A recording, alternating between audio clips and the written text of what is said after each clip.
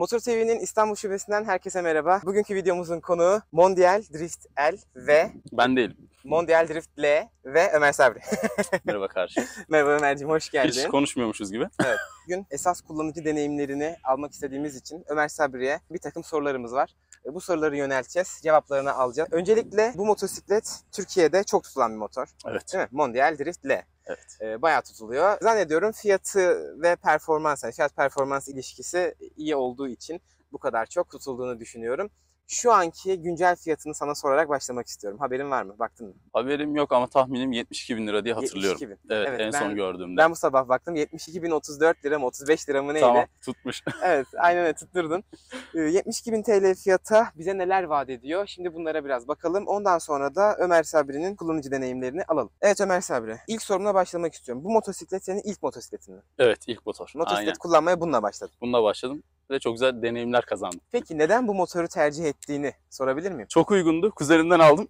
Ha. 1000 kilometrede kuzenimden aldım motoru. Kaç kilometre yaptın şu ana kadar? Binde aldığını sayarsak eğer. Şu an Toplamda kaçta? kendim 5000 kilometre yaptım. 5000 kilometre yol yaptın. Evet, yaklaşık Evet. 3 ayda. 5000 kilometre gayet iyi. Devam edelim. Sence bu motosiklet motor kullanmaya başlamak için uygun mudur? Bence çok uygun. Hı Ama hı. sorunları çok can sıkıyor. Onları birazdan bahsedeceğim. Evet, o kronik arızalarına geleceğim. Çünkü bu YouTube'da ve sosyal mecralarda insanlar kronik arızalarından çok Çıldırtıyor. şikayetçiler. Peki bu 5000 kilometreyi yaklaşık ne kadar bir sürede yaptın? Kaza yaptığım anı sayıyor muyuz? Tabii düştüğün ve mola verdiğin dahil olmak üzere bir de küçük bir düşme yaşadım maalesef. Ufak ama tabii Aralıktan beri. her şeyin tamdı değil mi ekipmanların? Her şeyim tamdı. Dolayısıyla hiç hasarsız atlattık değil mi? İnşallah, İyi, inşallah. Aralıktan beri düzenli olarak kullanıyorum. Bugün kaçı? 1 Nisan. 5000 kilometre yapmış. Yani 5000 kilometre iyi bir mesafe. Bence de iyi. Tecrübelerini almamız için. Bana motorunun en sevdiğin özelliğini söyler misin? Motorun dış görünüşü çok güzel. Granaj kısmını biraz daha kapatsalar çok daha güzel olurmuş. Üzerine bir 2000 lira daha koysalar daha güzel dururmuş. Ha, şimdi nerelerini mesela grenajlarını derken şuraları çok mu gözüküyor sana? Resmen buralar. Ha, çıplak gözüküyor Neden? diyorsun. Ya ben buradaki mesela kabloları falan görmek istemiyorum. Hı hı. Ama fiyatını düşününce de diyorum ki ulan bu fiyata bu gayet güzel. Alınabilir mi? Alınır. Tabii. Onun dışında kullanım deneyimi olarak gayet güzel. Sürüş deneyimi olsun, gidon hakimiyeti olsun. Hı hı. Vites geçişleri olsun özellikle. Başlayacaklar için önerimdir. Vitesleri çok güzel. Ben sana en beğendiğin bir özellik dedim. Sen bana bütün Ben motoru çok şey övdün. beğendim. Sen motoru genel olarak sevmişsin. Orası tamam Ben ama sevdim. favorini söyle. En iyisi şu dediğin özelliği söyle. Benzin deposu mu? Gidişi mi? Ne bileyim Benzin. lastikleri mi? Benzin değil mi? Benzin. tahmin ettim En güzel. güzeli benzin. Yani full depo 650 kilometre civarında gidiyor. 650 kilometre. 80 ile 95 kilometre hız arasında. Kaç litre yakıt tankı var? 16,5. 16,5 litre. Çoğu motorda yok mesela. 100 kilometrede kaç yakar? 2,5-3 litre 2,5 gibi bir şey. litre yaktığında evet. Vay be 600 kilometre ha. Ankara'ya gidersin. Hatta yarısına Antalya'ya kadar da kadar geri gidersin. gelirsin.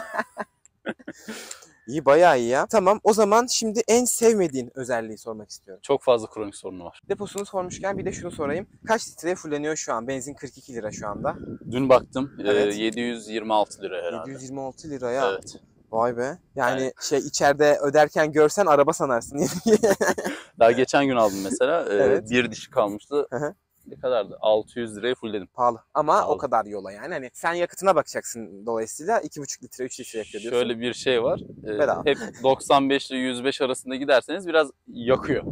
Tabii küçük hacimli olduğu için değil mi? Evet. Doğru. O zaman daha fazla benzin alabilirsiniz. Bu dediklerim istisnai durumlar. Ben bunu benim motorun videosunda anlattım zaten. Yani zaten 125'lik motor son hızı 95. 100 benimkinin sürekli 90-95 gittiğin zaman, sürekli sıkıştırdığın zaman motoru 150 kilometrede bitiyor benimki. Normalde 230-240 kilometre yolları rahat bir şekilde yapıyorum. Ki Çok her böyle motorda zorlamadan yer. sürdüğümde. Peki motorunun son hızı nedir? Hiç denedin mi? Denedim. Çok denedim. Daha demin gelirken de denedim. Her gün deniyorsun değil mi? 125'lik olunca zaten. Çok da uçmuyor zaten. 113 ile 115 arası böyle Hı hı. bir gösterge 114'ü gösteriyor sonra düşüyor hemen. Ama genellikle 113 diyeyim. Mondial Tamam, bildiğimiz gibi Çin malı bir motor. Bir motosiklet markası. Ama tabii Türkiye'de bayağı tutulan, sevilen, Evet. çok da satılan. Çünkü yani malum sonumuz Hindistan zaten o yüzden. Maalesef ki. Tutulan bir motor. Şimdi ben sana bunun parça kalitesini, malzeme kalitesini nasıl bulduğunu sormak istiyorum. Bu çok güzel bir soru. Kaza yaptığım anda mesela buralar kırılmadı. Yaklaşık bir 10 metre kadar sürüklendim. Nasıl bir kaza yaptın onu da anlat da tabii. Bir kaza yapışanım şu şekildeydi. Virajda dönerken yerdeki mıcır yüzünden ön tekerim kaydı. Sürüklendi. Biraz Evet. dikkatsizlikten dolayı olan bir kazaydı. Evet. Allah daha büyük kazalar vermesin. Amin amin Allah korusun. Sonra kaydım düştüm diyorsun. Aynen. Kaçta gidiyordun yaklaşık? 45-50 kilometre hız arasındaydı. 5-50 kilometreyle gidiyordum diyorsun. Evet. Düştükten sonra da şuraları bir sürttü. Eridi ama kırılmadı. Sadece orası değil, alt kısmı olsun. Sadece kırılan kısımları nerelerde? Klasik, ayna. Aynı. Başka neresi kırıldı? Başka bir yer kırılmadı. Sadece ayna kırıldı. Aynen. Biraz Bir da de şu elciğin orası zedelenmiş mi? Yani çok da bir şey olmamış. sürttü. Burayı da yakından çekeriz. Onun dışında kaliteli bence. Peki Fiyat kaza performans yaparken takozların var mıydı? Yoktu. Yoktu değil mi? Sonradan takoz aldım. Siparişi vermiştim, daha gelmemişti henüz. Tüh be. Takozlar gelmeden düştük diyorsun. Evet. Ama olsun, en azından kaskın, pantolonun, Her pantolon şeyin, yok da dizliğin vardı. dizliğim vardı. Montun hepsi vardı. Ufak Eldivenin bir alt falan. yazıda geçelim. Ekipmansız motora binmeyin. Benim üzerimde dizliğim, eldivenim, ceketim, Hepsi vardı. her şeyim var. Sadece ayakkabım yoktu. Zaten ayağımdan da yara aldım ufak. Evet. Ayakkabı da olsaydı hiçbir şeyim olmayacaktı. Evet, ayakkabı O da yüzden önemli. ekipmansız sakın motor sürmeyin. Yani genel olarak malzeme kalitesinden memnun oldun söyleyeyim. Evet, memnun. Bir diğer soruna devam etmek istiyorum. Genel olarak yolda hani gidişinden, duruşundan, performansından memnun musun? Frenleri nasıl?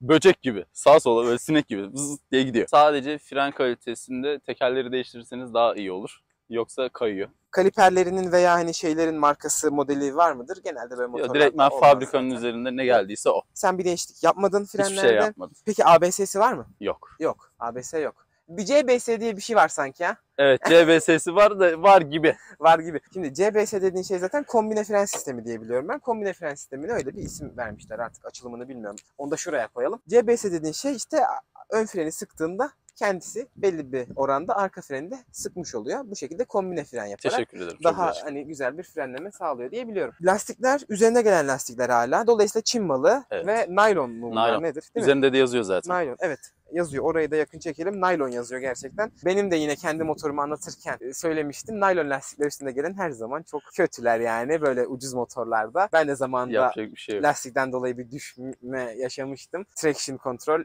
hak getire tabii yani böyle motora. Elastik ve naylon olunca zaten hafif bir amatörüz de yani zaten. Hafif bir gaz verince 20-30'da böyle yan teker, arka Kayıyor. tekeri yanıma almıştım yani. Neyse benim de her şeyim vardı bu arada. Bir şey olmadı. Ekipman hayat kurtarır. Ekipman hayat. Malzeme, ekipman hayat kurtarır. Sele nedir? Selenin durumu nedir? Rahat mısın? Ne kadar üstünde oturuyorsun? Genel şöyle bir bilgi alabiliriz. Ben günlük ortalama 1,5-2 saat kadar motor sürüyorum. Biraz keyfi, biraz da işe git gel yapıyorum. Selesi rahat ama arka taraf için bir şey söyleyemem. Bu arkadaşımız birazcık rahatsız. Neden? Demir batıyormuş arkadaşımız. Evet, şimdi senin konforun çok güzel burada. Ne güzel, Evet. rahatsın ama artçı tarafında gerçekten sıkıntı.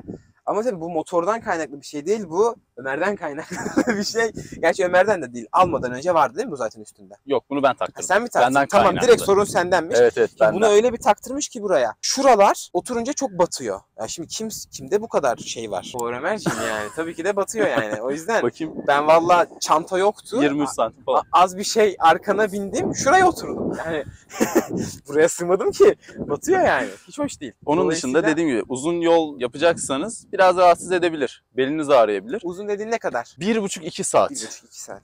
Aynen. Ya çünkü yumuşak ama belli bir süre sonra zaten kalıbınızı aldığı için sertleşmeye başlıyor. Valla benimki 50 dakika sonra bir in bir yürü gel diyor.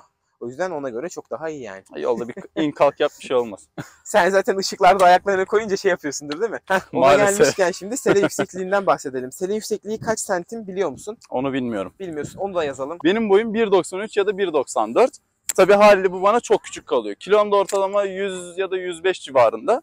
Üzerine oturduğum zaman motor altında kayboluyor. Ayağa kalkarsan peki kalkabileceksin değil mi? Vay maşallah. Altta boşluk kalıyor. Motordan inmene gerek yok. Motordan inmene gerek yok ışıklarda. Bir ayağa kalksan zaten bir rahatlamış olursun yani. Yazıyorum şu an birazcık ama olsun. Çalışmadı. Ver bakayım marşı, devir saatini görelim.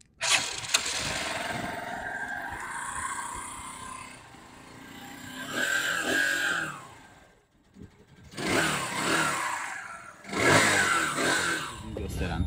Burası bozulup duruyor. Neden? Buradaki kablolar kopuyor. Kopma nedeni de neymiş biliyor musun? Neymiş? Şunu şöyle çok çeviriyormuş. Bu kadar. Zaten bunun maksimum bu kadar olması gerekmiyor mu? Zaten gidon turu değil mi bu yani? Evet. Belli bir... İşte böyle yaptığım için bunun Allah burası Allah. kopuyor denildi. Hiç mantıklı gelmedi bana. Bana da mantıklı gelmedi. Uzun koyaydınız o zaman kabloyu kardeşim.